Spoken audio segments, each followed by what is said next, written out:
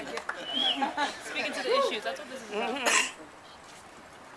I think one of the problems is, it's kind of like a two-part thing, that one of the great things about what's happening in New York City is that people are allowed to get together and assemble and build that momentum. And we don't really have that opportunity here, and we're searching for it.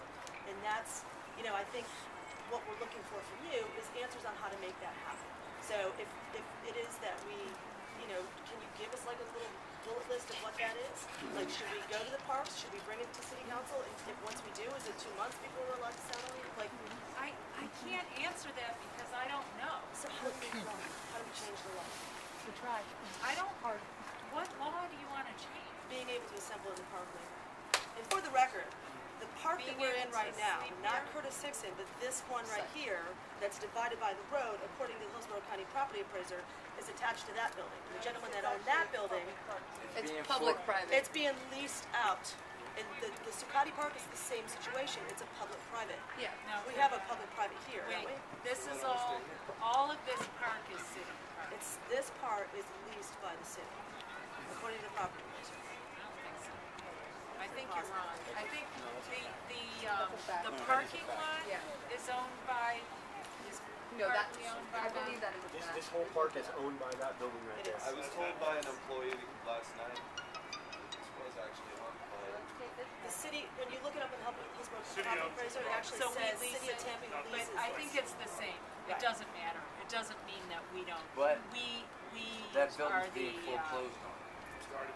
so nobody knows who owns The it, Parks right? Department is in charge of this park, so by virtue of that Then we lease, should it just doesn't matter. address the Parks Department to see if we can No, get them. you can talk, this, here's who you need to hear, is the mayor, okay? We have a very, very strong mayor system. Find out where you live So, at. you can Sleep speak at his with house. council, he'll hear about it, I'm whether telling he's you, there or you need not, to go to his his staff, house. he's never Sleep there, right he outside. might watch it, he might not, but his staff will be there. No, the And mayor, talk to but the look press, on. that's what you have to do. You can talk to the parks director, but Couple of nights I at think his this house. is between the Like Rob mayor Mulhern. and the police department.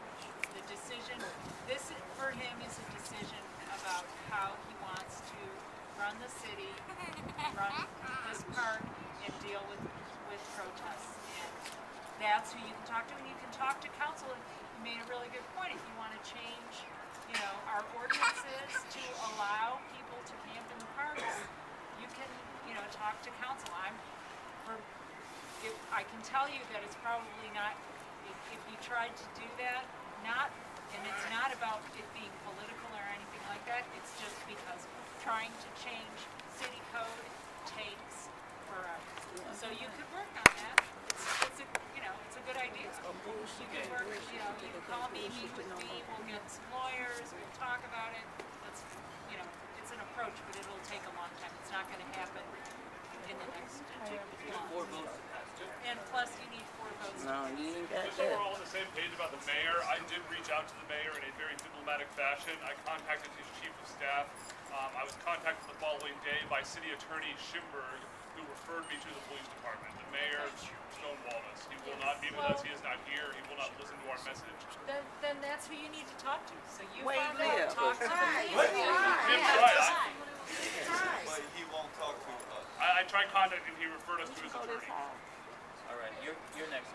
I think generally, this is my personal opinion, but the sentiment that I'm getting from this group and from the days that I've been out here is that, part of our freedom of speech, part of what we're doing, the symbology of that, and it's very powerful, is the actual occupation. And we understand that maybe we don't need to have tents up, and there's things in civic, we care about our city, we care about our parks. But at the same time, like, when we're being harassed for simply being there, kind of on a consistent basis, I've never felt like I lived in a totalitarian state until I see police officers walking around filming us when I'm entirely within my legal and constitutional rights to express myself.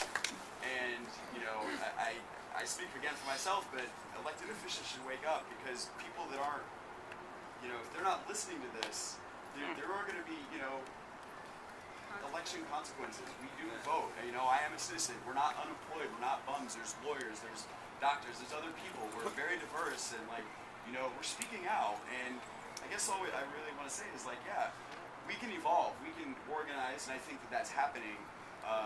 But you know, we want a little good faith as well, in the sense that this is our form of speech, and that is protected. This is our form of protest, just like a sit-in, just like a hunger strike, just like self-immolation. You know, this is our version. So that's, you know, that's all.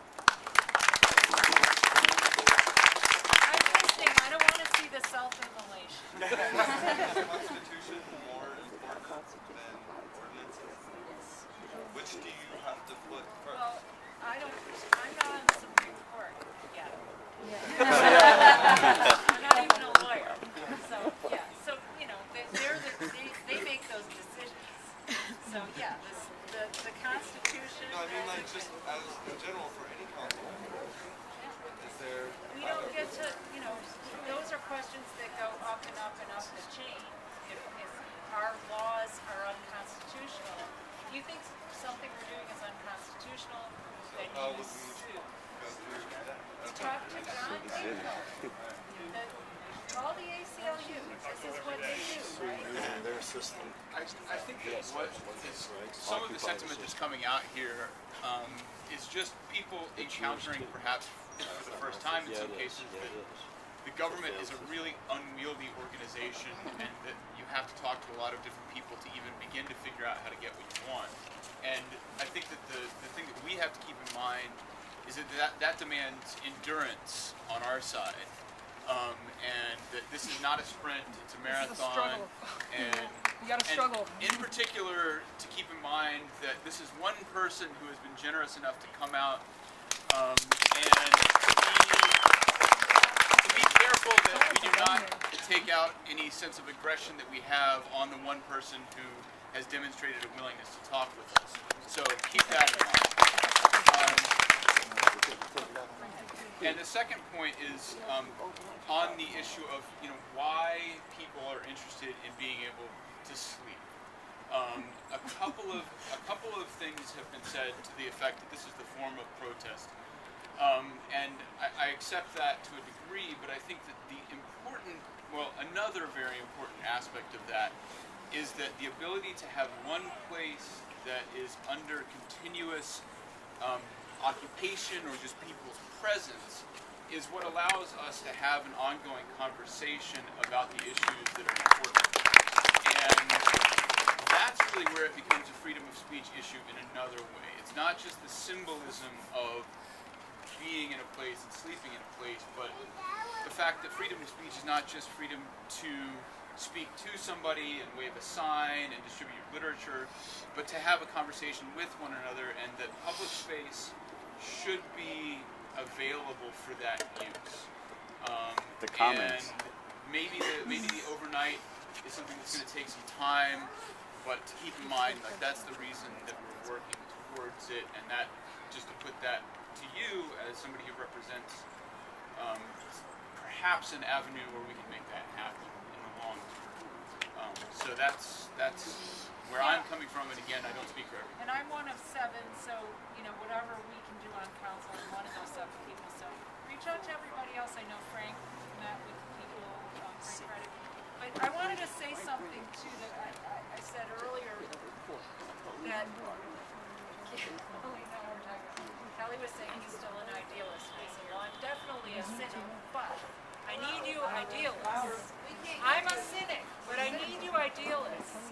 And the great thing about this movement, and it's starting in New York for a lot of people, probably a lot of you too, was it was such a positive thing. Even though it was, you know, there's anger and it's about injustice, it was the humor and the big tent where everybody was coming out. This is just, you know, looked like you. Although, you know, we need some older people too, but it's hard for us to get tired. Susie's been out here today. But I think it's really cheers for the seniors. Very important that you get your message out there in a welcoming and positive way. And the more, I mean, I'm just saying this as an individual who, because of my job, am probably not going to be here every Oh, day, why not? ever. Oh, who knows, you know? I mean, if we could have city council here on these nice days, that would be really nice. But Do what I'm it. saying is it's important, you know, anger is important, but if you want people to come out and you want to be portrayed in the media, you have to be careful about that. You know, you're walking that line between wanting to be civil and wanting to practice, you know, civil disobedience. And, you know, I'm an elected official who's taken an oath to enforce the laws, so I'm not the person who's going to be able to help you with civil disobedience. You're going to have to figure that stuff out after I leave.